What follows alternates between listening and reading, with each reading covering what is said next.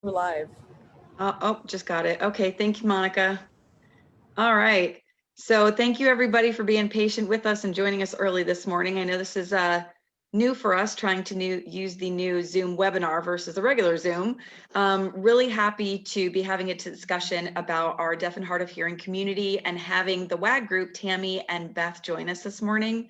So thank you very much. And my name is Nikki Caboose. I'm the VP of Development for Palm Beach Tech. And I want to see if I can share my screen really quickly so that I can give you guys a brief overview of our organization here. Let's see. There we go. Let me know if you can see my screen. Perfect. Oh, not share. Sorry about that. Present. Wrong button. There we go. All right, so this morning, diversity, inclusion, deaf and hard of hearing tech professionals. I'm going to go really quickly over who our panelists are, and then I will give you guys each a moment to introduce yourselves right before we actually start the Q&A. So we have Beth Wagmesiter, CEO of the WAG Group, Saïda, and sorry if I pronounced this incorrectly, Florexil, founder of Emonico, Sue Abel, director at Work Opportunities Unlimited, and Janice Pickron, developer and web app security consultant. And this is presented by two of our sponsors, South Florida Business and Wealth and Boca Code. And Todd, I will give you a second too to introduce yourself and Boca Code as well. And a lot of people may not know, but October is actually National Disability Employment Awareness Month. So this came right in time, and it was perfect timing near the end of the month here. And again, if you want to reshare this recording or any information, education that you find online with the hashtag InclusionWorks, that is the national hashtag being used this month as well. Again, our sponsors, South Florida Business and Wealth and Boca Code. And Palm Beach Tech. So brief overview. We are a tech nonprofit building South Florida into a tech hub. And a little bit about our membership. We've got I think we're at about 207 or so corporate members right now, from Miami to Martin County, including different accelerators, startups, corporate headquartered companies, coding schools, universities, colleges. So our whole goal and mission into a tech hub is to connect all the dots and bring everybody in our community together. Here's some of our corporate sponsors. Again, we've got startups like Boca Code, all the way to City Furniture's Modernizing Medicine, Digital Resource, Florida Crystal. So you can see they're small all the way to your much larger companies that we're bringing together. Nikki, real quick, is there a way on your slideshow you can press the closed caption button so you have captions at least during the slides? Somebody was asking. No, that's what we were trying to figure out this morning. I don't have that capability. I mean in Google Slides, not in Zoom, in Google Slides. I don't think I can, especially when I'm on. Okay, sorry. The full screen. Sorry about that. We will make sure when we repost this, just for anybody that's watching for closed captioning, that we will repost it all with closed captioning afterwards. Again, a little about our membership. This is for the corporate membership.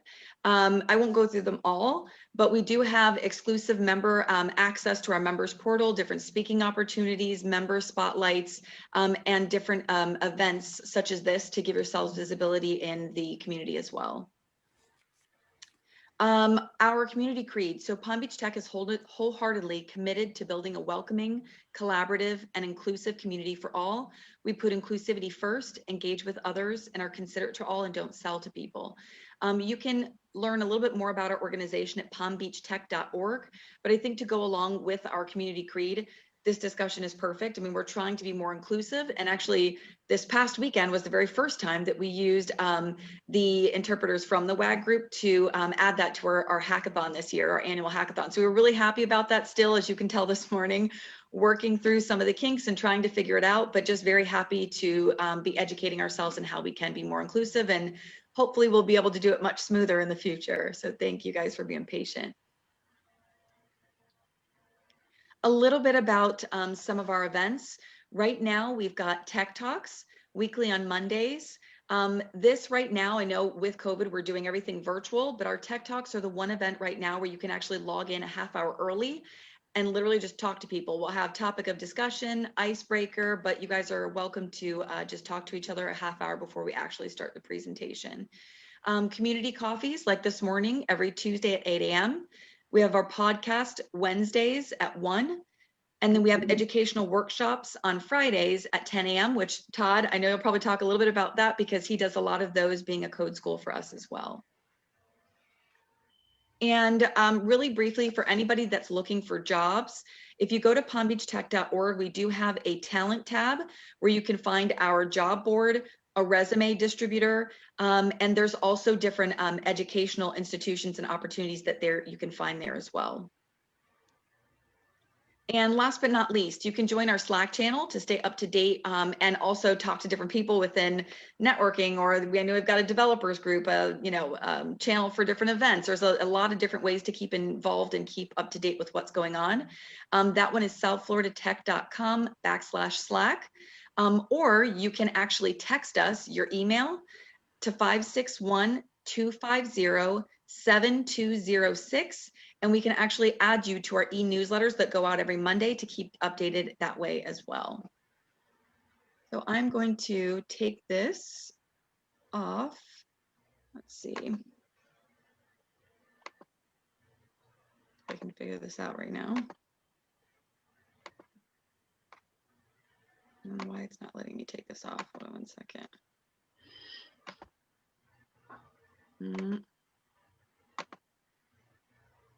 About that.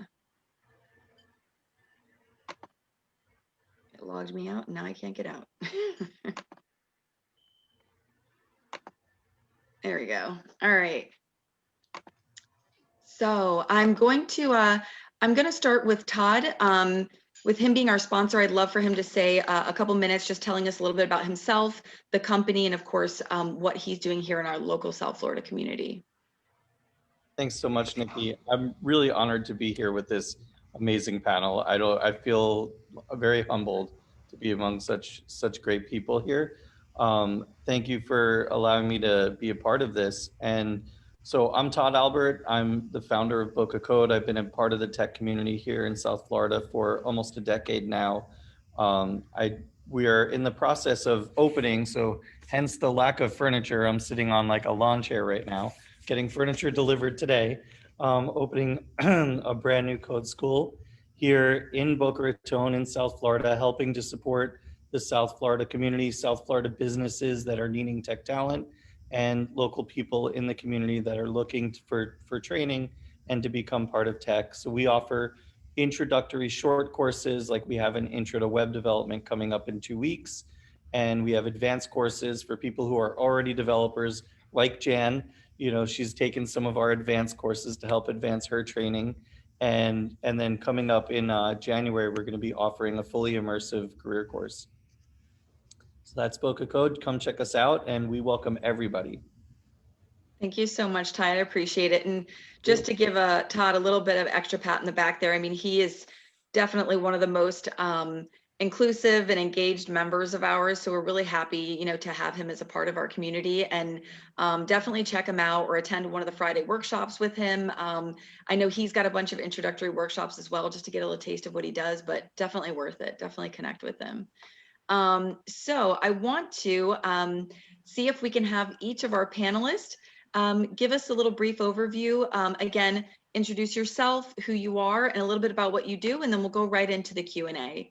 And I'm just going to start with whoever is on my screen first. So I've got Saïda there. Okay. All right. Hello, everyone. My name is Saïda, and I am the founder of Emonico. What we do, we advocate for communication accessibility, and we deliver a live transcription technology that helps people with hearing disability during an in-person group conversation to help them know who is saying what. And we are currently working with Todd, who is an amazing developer who's helping us doing it. And I'm so happy to be here. Thank you, Saïda. And I've got next on my screen, Janice. Hello, my name is Janice Pickron, and I am from a web developer, and I also to web have security technology. So I use it both ways with the website. I also study for security on the web. So that's what I do.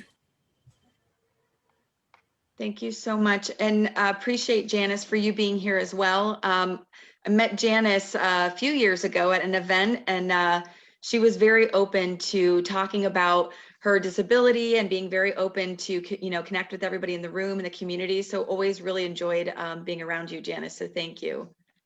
And also did want to say, Saïda, a little shout out for you there is I know because I was one of the judges recently of the Accelerator program in 1909. So I know that she is part of that program. And again, really happy to see that you know what you're building there with your tech and think it's really going to change the world and help a lot of people. So love that. And next one I've got on my screen is Susan.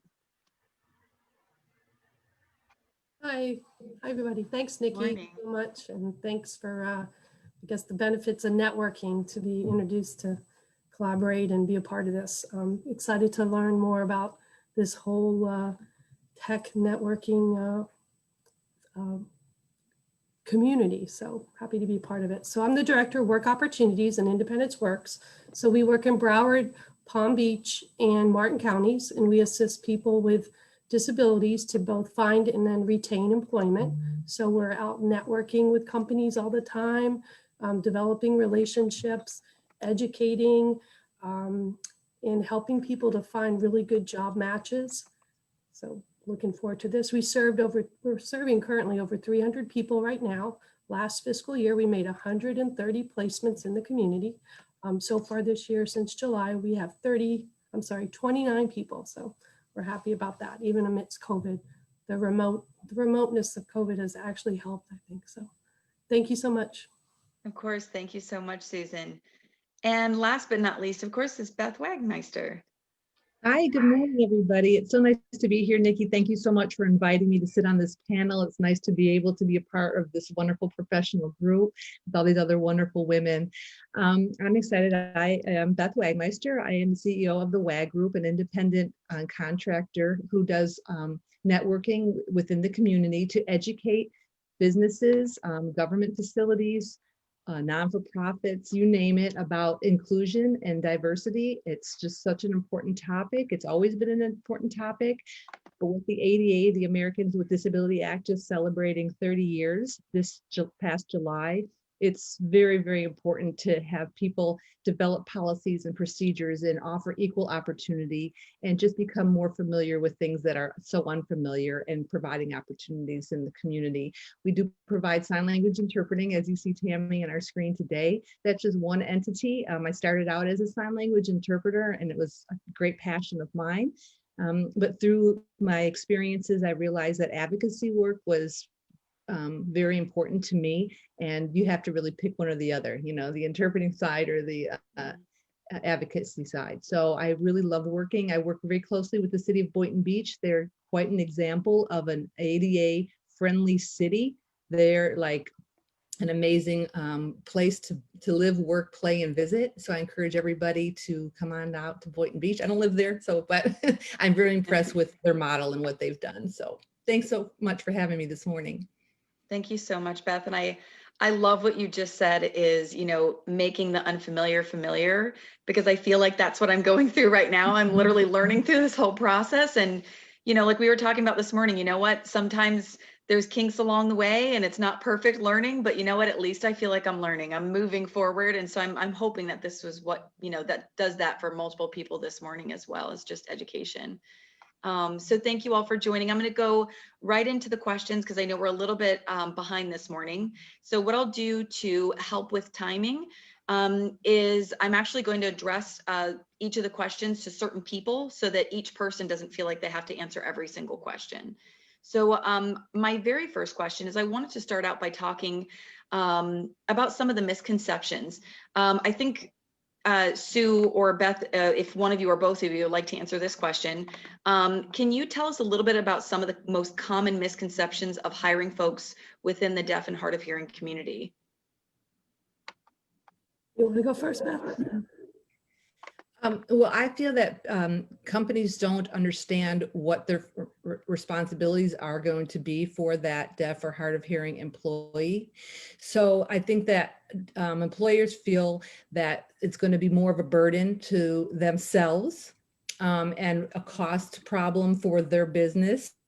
And they don't feel that deaf people would be able to integrate with hearing people. But again, it is a misconception. And it's something, again, that they're fearing for themselves, and a little bit of trainings and would really change that perspective.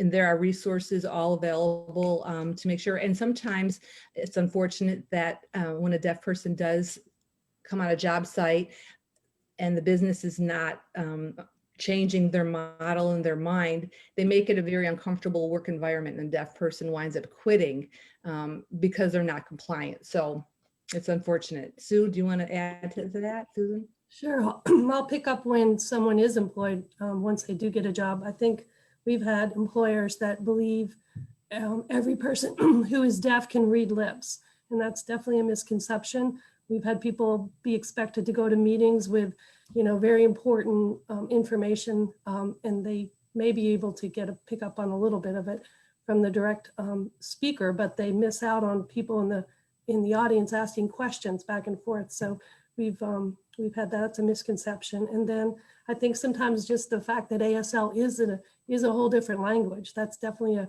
misconception. They believe someone could read material in English and totally understand it, and they don't. It's a misconception that ASL is exactly like English. So.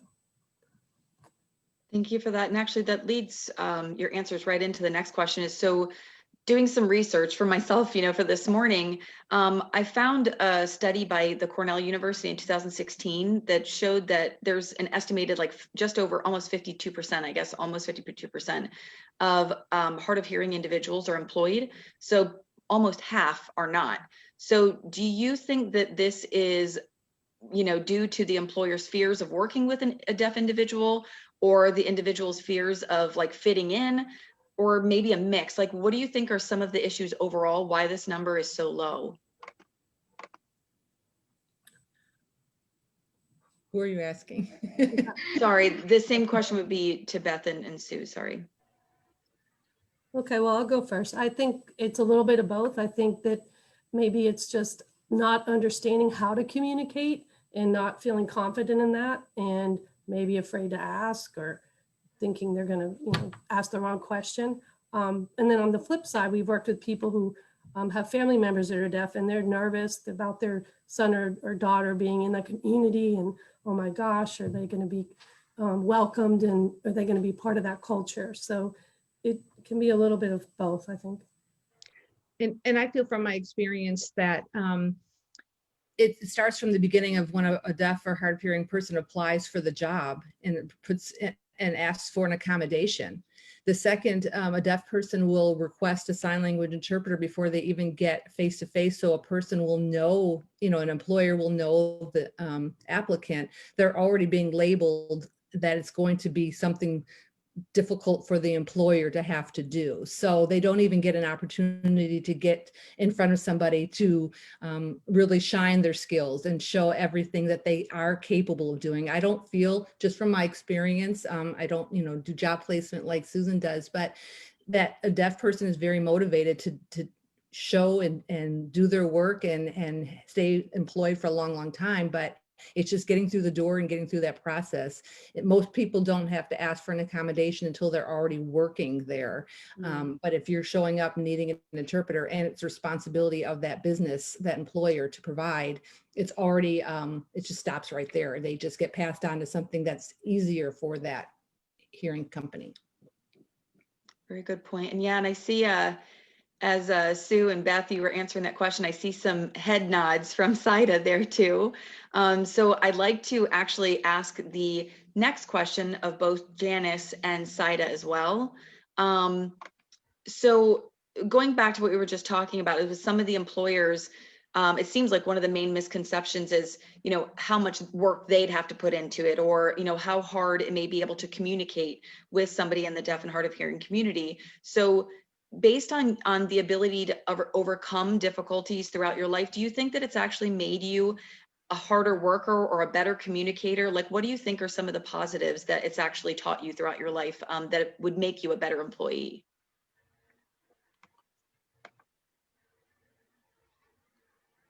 So like for me,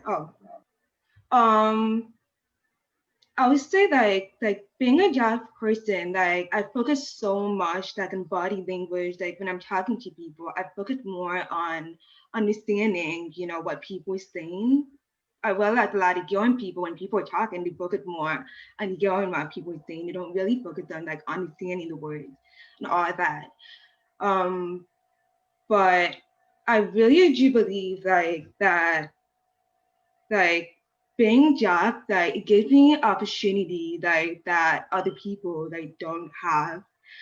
But there's a lot of judgments in the workplace. Like there's something I didn't realize, you know, at first when I started searching for a job is that when I go there, the first thing that people notice is my hearing disability. And sometimes when I show up for the interview, when I tell like the receptionist that I'm deaf, like they need to slow down when they're speaking with me, they won't even let me go see the manager. Sometimes they're like, you need to go home, you know, go home, go sit back. This is not the job for you. And so a lot of times like I had to advocate for myself and I try to work with one of the career counselors, you know, sometimes they advocate for me and all that. So I really feel like it's important for them like to understand like the barrier, the communication, you know, and all that. Very good. Yeah, I'm happy that you're being so honest and transparent about your experience too, because I think that allows, you know, other people to know that they're not the only ones, and for, you know, for us, you know, in the hearing community to understand what you go through, because we would never know unless, you know, somebody like yourself was honest about that. So thank you for that answer too, Saïda. Janice, did you want to add there? Yeah, I think most of the children doesn't know how to respond, but the people, okay, they think the people can sound, but they know that we be able to speaking, and we speak pretty well. But that's what maybe the employer may not know about that. So that's why I'm trying to say something to them. Yeah, I can speak to let them know so they make them feel comfortable with that. So it's the main thing. Sign language is the same thing all over the world, but it's not. It's just not ASL, that's the American Sign Language. First, the first sign language. There was another UK music sign language. Those are all of the different versions of the sign language, but we are allowed to speak. So we try the best we can to speak with the co-workers. So it's an opportunity co-workers to keep feeling comfortable in speaking with you. So it's just take time to get warm up, but them do know us better. And there was one more thing. They may not know that the deaf people cannot drive. We can't drive. We can't drive with a car. That's funny. Do you get people that think that you can't? Is that true? Oh, wow. I wouldn't, yeah, it would have never even popped in my head, but I guess other people think, you know, crazy things too. I don't know. Yeah, Dara in chat, I see she said crazy. Yes. Thank you so much, Janice, too, for your point of view there. And just to, kind of close out the section here of our discussion with the misconceptions, is I'd like to ask, maybe Saïda or Janice, if you could help answer this too, is what are some of the benefits that maybe an employer hasn't thought of as far as, hiring somebody from the deaf and hard of hearing community? So what are some of the advantages that they should be aware of, and how we can actually get more of that 48% of our deaf and hard of hearing community, they're not employed? What would be some of the benefits of actually having them in the workforce? Okay. You want to say? Okay, take off first. I'm gonna go first. Okay, so you said like the benefit of hiring people with hearing disability, like in the job. Like for me, like my parents are actually business owner, since they know about my disability. When you hire a deaf person, you learn about new disability, you learn about how to interact with people with disability. And so when you have a customer, you don't know like what kind of customer you're gonna have one day. That you may have a deaf customer who show up.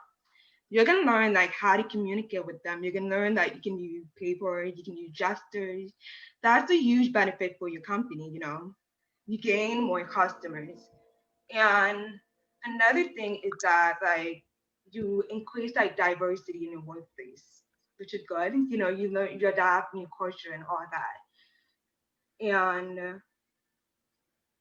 And I'll also say like it's really good for a country when you hire deaf people. A lot of deaf people like they're living on disability, welfare, and all this kind of stuff. So if you hire them, it could like improve our economics and all those things. And something I learned from my career advisor last year is that when employees hire deaf people, they get some kind of like money from the government through tax credits, I think. And just by hiring a deaf person, you get funding from the government. And so I think that's a huge benefit. Yeah, those are great points, Saïda. I was going to actually ask, I see Janice wants to say something too, because I was hoping that somebody would answer that question with some of those additional benefits. And Janice, if you want to add, and then I see Sue, you raised your hand too, if you both would like to add something there. Yes, thank you. There are three benefits to hire for the deaf people. Okay, the deaf people are extremely capable people. Adaptable. Yeah, extremely capable. And the deaf people can bring a very love experience to the team. Another one, the deaf people can tend to be their learner at their time. That they are the very detailed. Okay. So we always work really hard and we think to enter the team. And they're very detail oriented, if you hadn't catch that. Okay, yeah, I was going to ask if you could summarize that, because I'm normally pretty good at catching what she says, but I missed a little bit of that. If you could summarize that for everybody listening. We talk about at the beginning. What I was saying though, we are extremely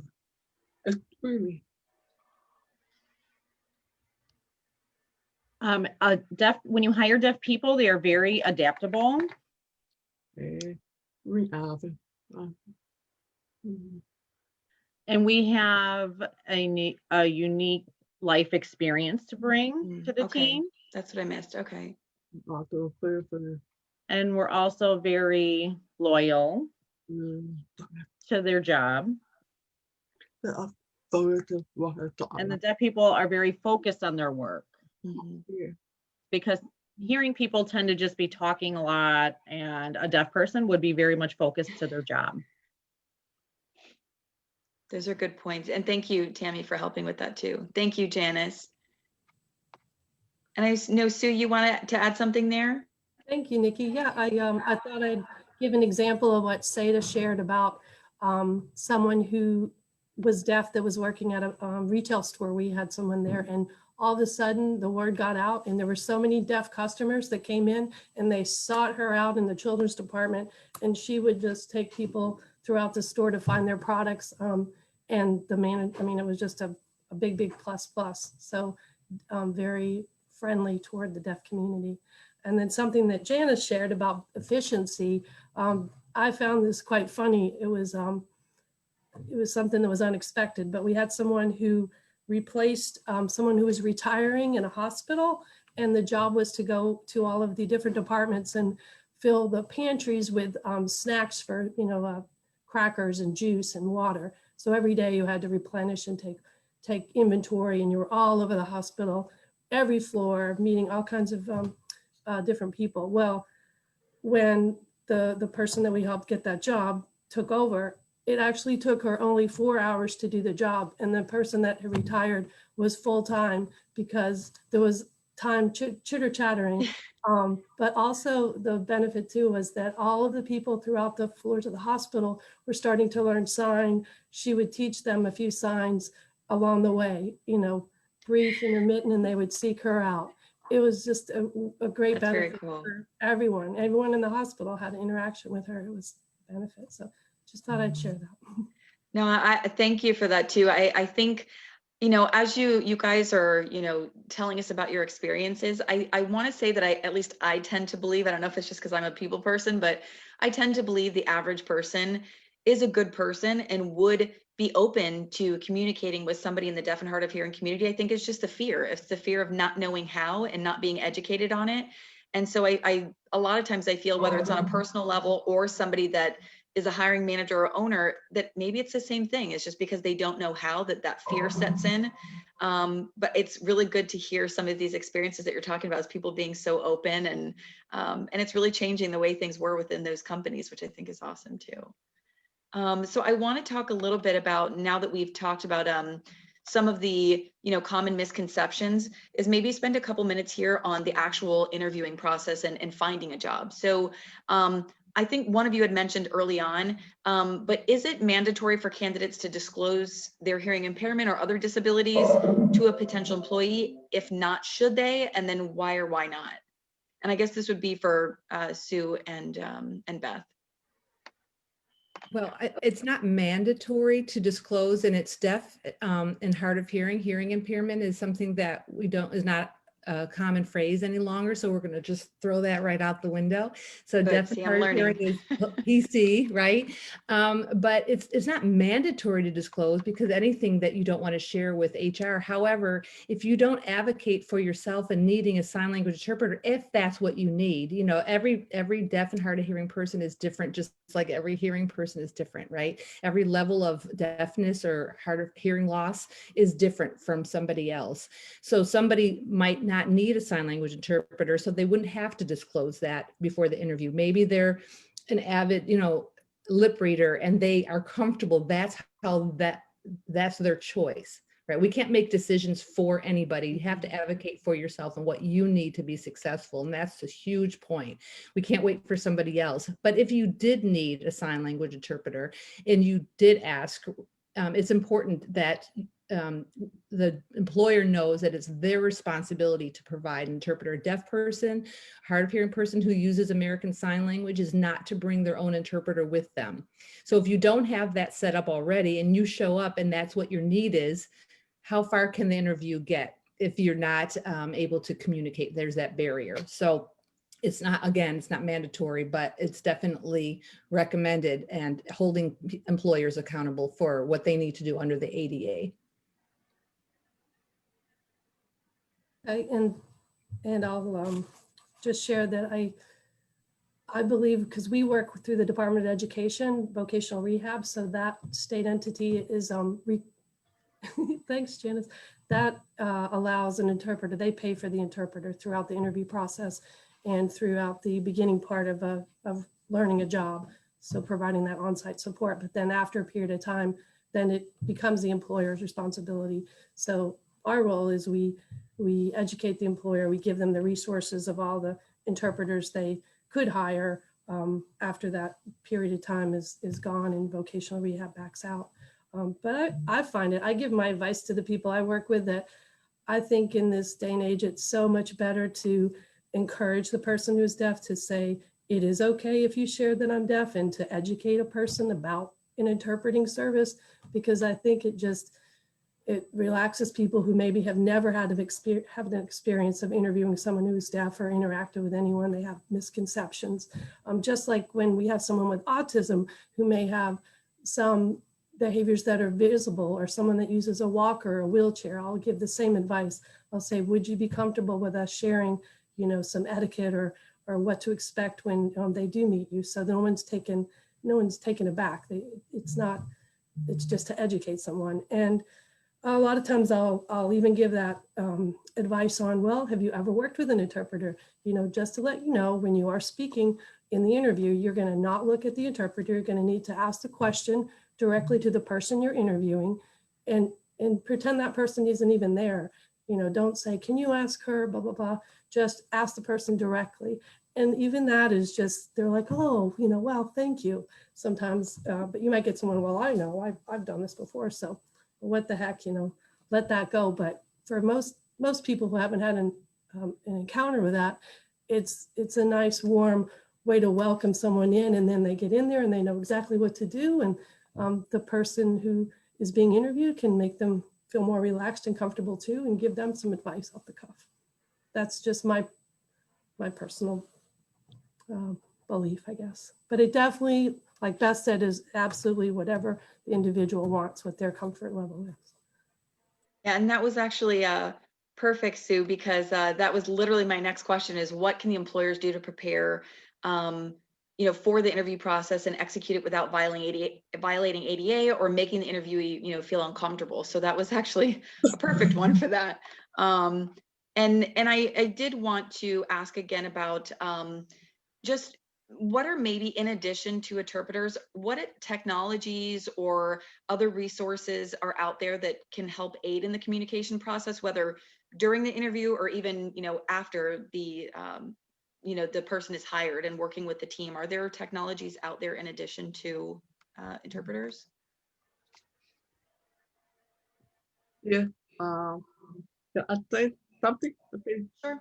There are extremely helpful to have a technology for the people. Right now, we have the finger phone. It's for the double The call. video phone. So you can use it after the computer sorting, or it's a proper keyboard. That's the name of the computer they provide. Just a finger phone that you can make a phone call to the tree. As after interpreter is there. What I say to the interpreter, and the interpreter speaking to the person for me. I think that I can order the food. I can go over there, pick it up, I can buy her. But don't my knees to that way. Rather than go over, I go to my eye, I can't cover the food. Well, I go to order. I said, put it down, I put them up. It's so frustrating. So it's not to have a finger phone. And it's free. You have to pay nothing. But the couple to provide for the day or hard up here. They were provided for here for free. That's the odd thing. And we also have this paint app that I use on my iPhone. When the person is speaking to me, so I have the app. It's called How the OTTR. That AI or the APA. communicator, but I know things working on her party, so I'm so excited for her. So how it's something make it better for that. So I'm supportive for things. So you can use the bedtime. Use it for after only bedtime to bedtime. You can communicate, you can read it. Okay, so my kids are for me. That's probably the thing to do. With the dumb topic, I know that I feel working all that, but they hit the best for the food. And there's a clue and out. There was so many the out there. Just one of them. Okay. We can't hear you.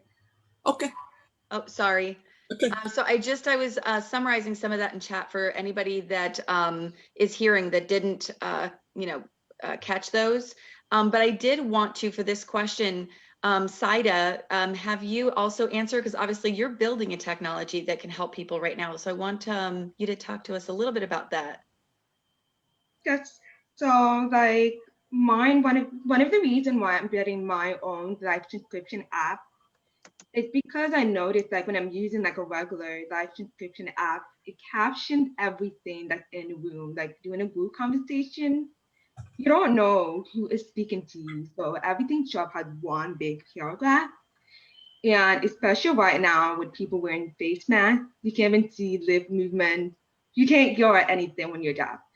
So mine, what it does is separate each person's voice and it transcribes what each person is saying, and it tells you that people want that this, people choose that, and you will know like who's speaking, who's saying this. So that's the difference between mine and what's out there.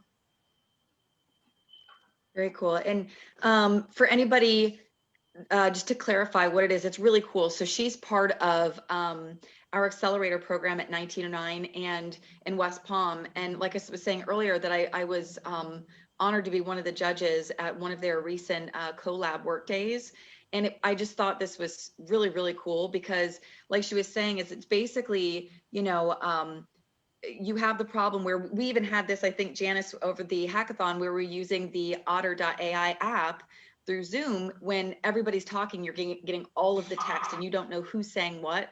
So hers is really, really cool. And I don't know if you said this side, I didn't catch, but it's color coded.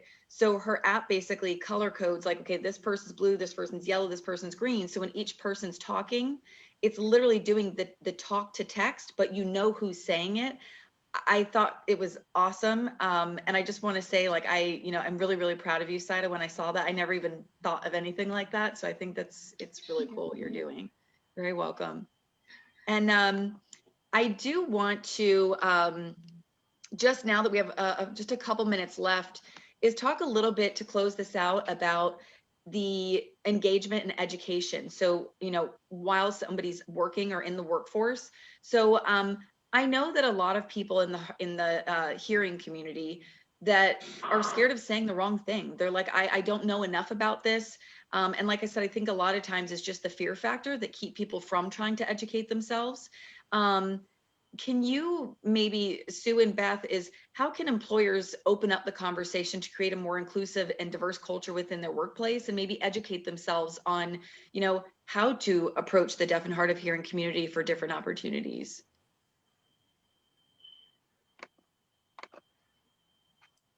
All right. At our team has been talking a lot about just getting positive news out. And one way we're exploring right now is maybe just success stories on even LinkedIn or, definitely social media. But I just think the more positive stories people hear and examples of successes and how it can work and the benefits, the better.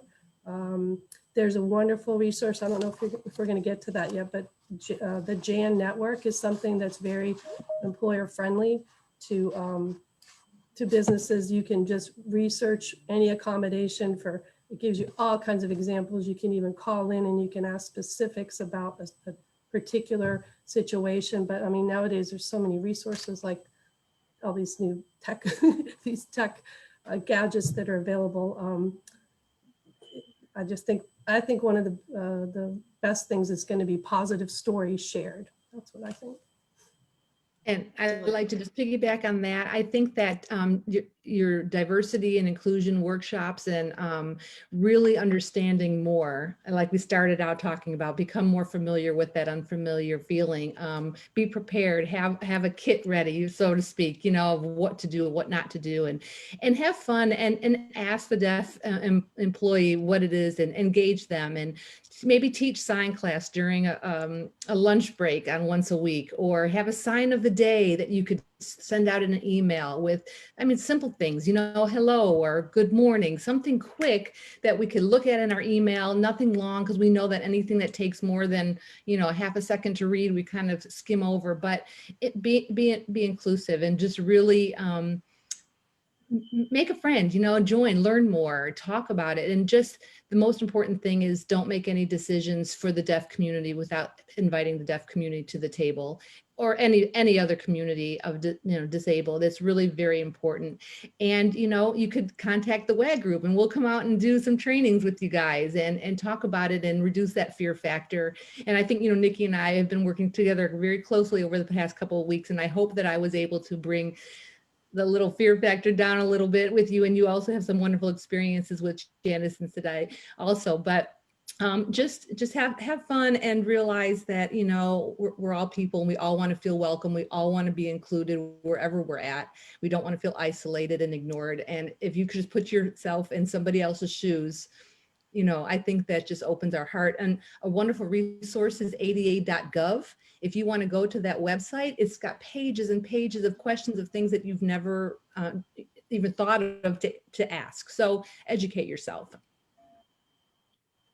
Thank you, Sue and Beth. Yeah, you guys are really good at answering my next question. So that was wonderful, because I was just going to ask where are some additional resources. Saïda or Janice, did you want to add anything to the resources question?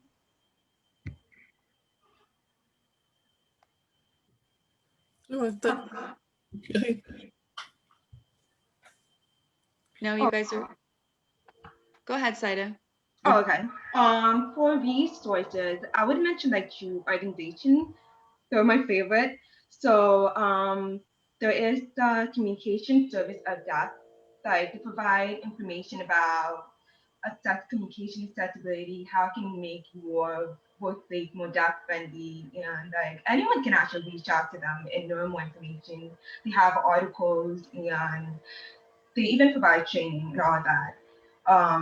They're very responsive, that's why I like them, and I was able to introduce some of your employee and learn a lot from them about the deaf community. And there is also the National Association of Deaf.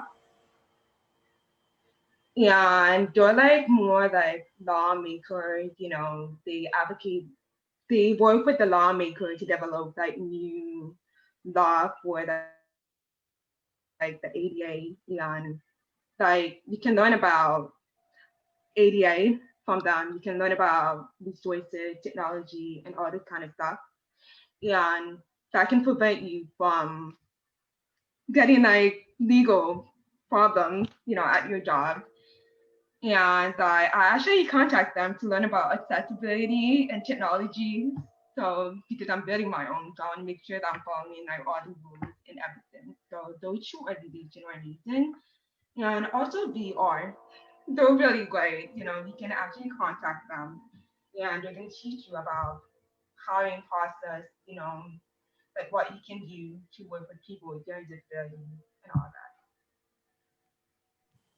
Very good. Thank you, Saïda. And we are actually right at time.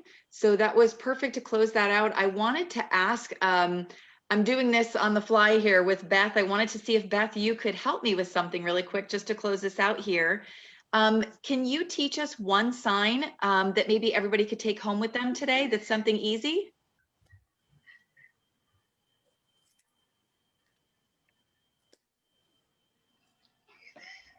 So this, I love you. Oh, very cool. What is this one? Oh, Beth, we can't hear you. Oh, Beth, your microphone is This There is you an go. I, this is an L, this is a Y. You put them together for I love you. Oh, I see. And it doesn't matter if it's like, I love you, I'm in love with you, I want to have my life with you. No, it's just kind of like a sign off, like, hey, I take see. care, love you, and showing support. And also the last one, if you want to add on your advertisements for your businesses or whatever, you have the interpreting hand that looks like this. It's kind of hard to see. Yeah, that was your headshot today. If you put that on your advertising, not my head, but just the hands, it looks like you're a deaf-friendly business and that you will Oh, very provide nice. accessibility and that you are willing, but you should develop a policy first to make sure that if somebody comes in and says, oh, I saw the hands, and then you're like, I don't know why I have that. So anyway, yeah, so I love you, an interpreter. Very good. Love it. Thank you so much. Oh, that's awesome. Yeah, Thanks, everybody. bye. Bye, everybody. Have a good Thank day. you.